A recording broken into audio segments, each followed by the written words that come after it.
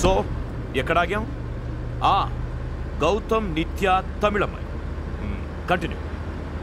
కావ్య విషయం చెప్పనందుకు నా ఫ్రెండ్స్ అందరికి చాలా కోపం వచ్చింది. ఆ తర్వాత ఒకరోజు కర్నూలులో రెడ్ క్రాస్ సొసైటీ వాళ్ళు అరేంజ్ చేసిన ఫ్లడ్ రిలీఫ్ క్యాంప్కి మా ఛానల్ తరఫున న్యూస్ కవరేజ్ చేయడానికి వెళ్ళాను.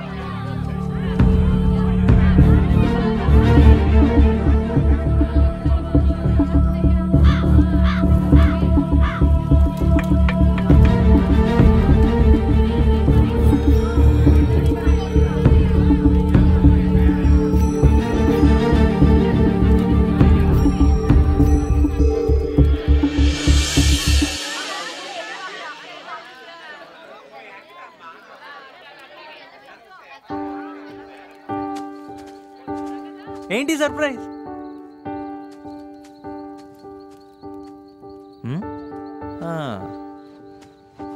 అంజాన్ కొడుతున్నావు అంతేలేండి. షాపింగ్లకు తిప్పి బ్యాగులు మోసిన ఫ్రెండ్స్ గుర్తుండ్రు. నువ్వు నాకు ఫ్రెండ్ కాదు. ఎన్ని ఫోన్లు ఈమెయిల్లు, కనీసం ఒక్కదానికి reply. You know what, just forget it. అరే నిత్య సారీ. నేను సారీ చెప్తున్నాగా. పోనీ ఇంకేం చేయమంటావు చెప్పు నన్ను.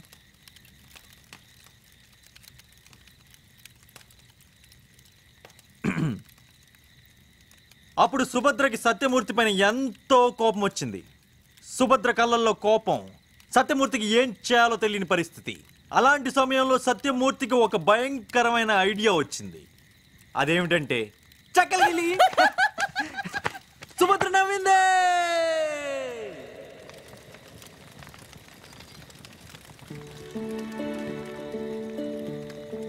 దీపక్ ఎలా ఉన్నాడు? కనీసం పెళ్ళికైనా ఇన్వైట్ చేస్తావా? కొంప తీసి పెళ్లి చేసుకున్నావా? దీపక్ తినాది బ్రేకప్ అయింది. Oh I'm sorry. ఎలా? It's a long story. Work out అవ్వలేదు అంతే. Anyways, no regrets.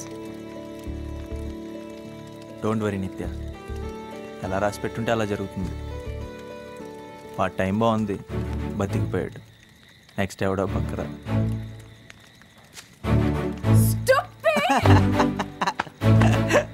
అబ్బా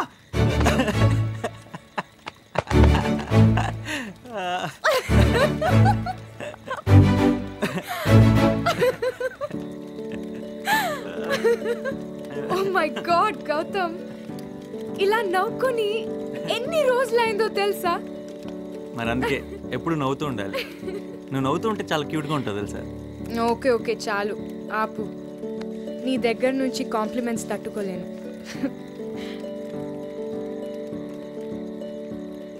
ఏ నీతో మాటలో పడి టైమే మర్చిపోయాను. What's the time?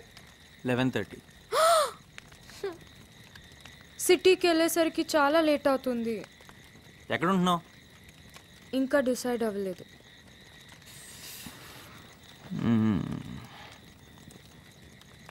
నేను డిసైడ్ అయిపోయా.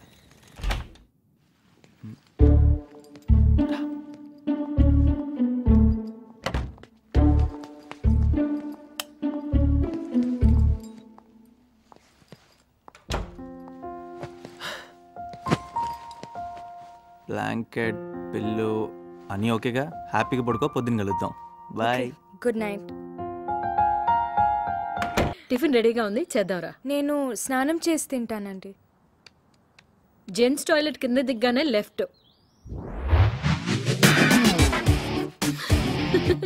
అది కూడా చెప్పేశాడు.